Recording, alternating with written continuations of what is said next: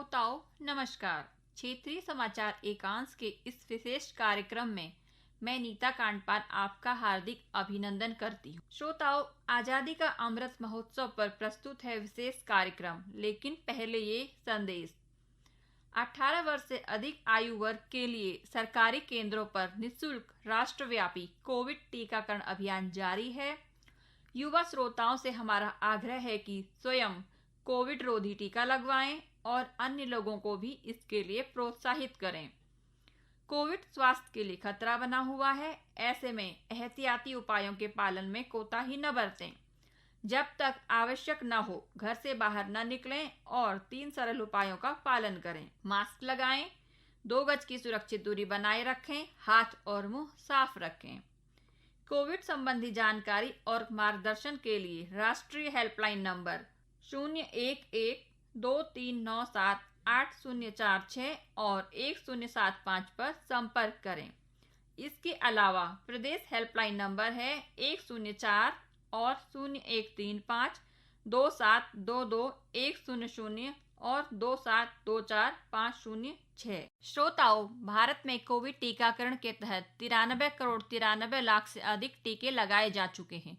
अब तक 66 करोड़ 74 लाख 99 हजार से अधिक लोग अपना पहला टीका, जबकि 26 करोड़ 18 लाख से अधिक लोग दोनों टीके लगवा चुके हैं। स्वास्थ्य मंत्रालय ने बताया कि कल 71 लाख से ज्यादा लोगों को टीके लगाए गए। देश में सबसे अधिक संवेदनशील जनसंख्या समूहों को कोरोना संक्रमण से बचाव के बेहतर उपाय के रूप में टीकाकरण अभियान की नियमित रूप से समीक्षा की जाती है। इस अभियान की उच्चतम स्तर पर निगरानी भी की जा रही है। श्रोताओं, प्रदेश में कोरोना संक्रमण तेजी से कम हो रहा है, लेकिन सावधानी अभी भी जरूरी है। स्वास्थ्य विभाग द्वारा जारी हेल्थ बुलेटिन के अनुसार प्रदेश में कल कोरोना संक्रमण के 19 नए मामले सामने आए।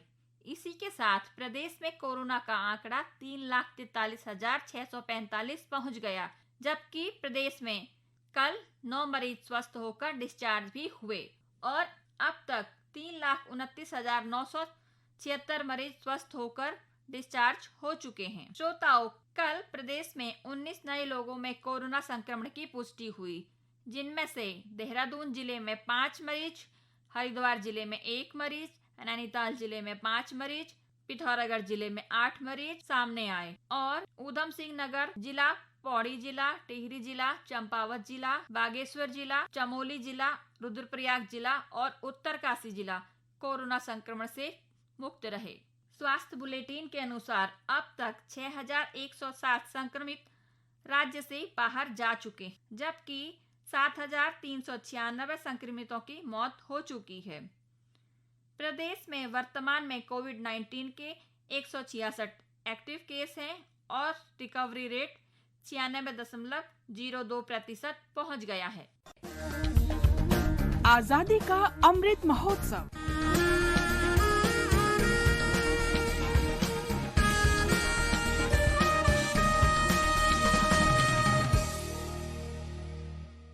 आजादी का सफर आकाशवाणी के संग, एक राष्ट्र का जन्म। भारत का गौरवशाली स्वतंत्रता संग्राम आधुनिक विश्व के महानतम संघर्षों में से एक है। आकाशवाणी समाचार प्रतिदिन आपके लिए ला रहा है इस संग्राम की एक झलक। 100 साल पहले आज ही के दिन 1921 में महात्मा गांधी ने आजीवन केवल एक साधारण धोती पहनने और मामूली चादर ओढ़ने का निर्णय लिया था। ये ऐसा व्रत था जो इतिहास के साथ महात्मा गांधी की पहचान बन गया। आकाशवाणी से बातचीत में गांधी स्मारक निधि के सचिव संजय सिन्हा ने उस ऐतिहासिक दिन के बारे में बताया। महात्मा गांधी जी के जीवन के सबसे महत्वपूर्ण क्षणों में से एक क्षण है जब उन्होंने गरीब किसानों जैसे कपड़े अपना लिए। यह ऐतिहासिक घटना 22 सितंबर 1921 को तमिलनाडु की मदुरई शहर में हुई। उस दिन गांधी जी त्रिची, श्रीरंगम और डिंडीगुल के रास्ते मदुरई आए तो हजारों लोग उनके स्वागत के लिए एकत्र हुए। गांधी वेस्ट मासी स्ट्रीट में रामजी कल्याण जी के घर ठहरे हुए थे। उस रात राजाजी और टीएसएस राजन ने गांधी के साथ लंबी चर्चा की, लेकिन वे गांधी को नहीं समझा सके।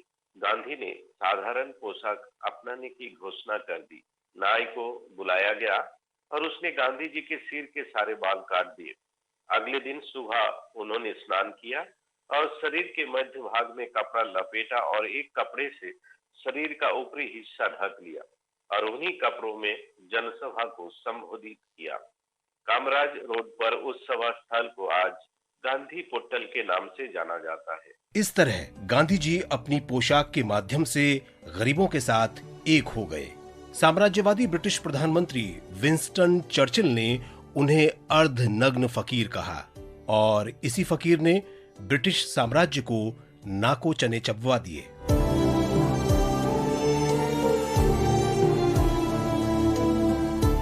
अठारह में आज ही के दिन महाराष्ट्र के कोल्हापुर में जन्मे महान शिक्षाविद कर्मवीर भाऊराव पाटिल को भी आज हम याद कर रहे हैं। वो ऐसे स्वतंत्रता सेनानी थे जो महात्मा गांधी के दर्शन से बहुत प्रभावित थे।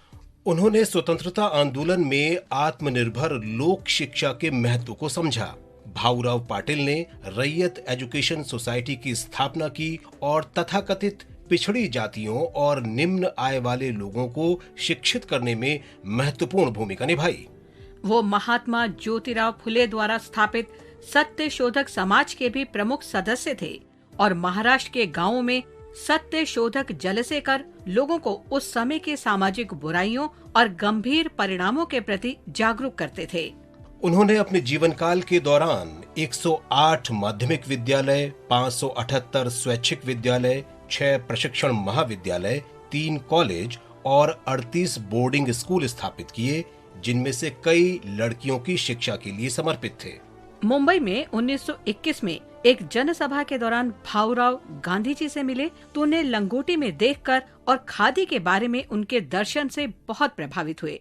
भाऊराव ने इससे प्रभावित होकर खादी अपनाने और रोजमर्रा की जिंदगी में गांधीवादी सिद्धांतों का पालन करने का फैसला किया। भाऊराव ने गांधी जी की नई तालीम पद्धति के आदर्श वाक्य स्वयं सहायता के माध्यम से शिक्षा और सीखने के दौरान कमाएं को अपनाया था।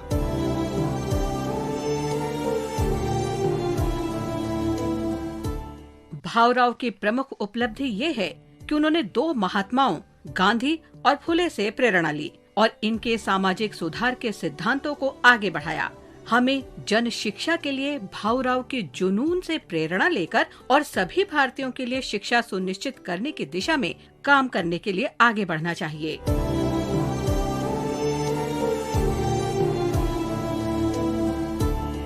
इसके साथ ही आजादी का सफर आकाशवाणी समाचार के संग श्रृंखला का ये अंक समाप्त हुआ। मिलते हैं कल अगली कड़ी में।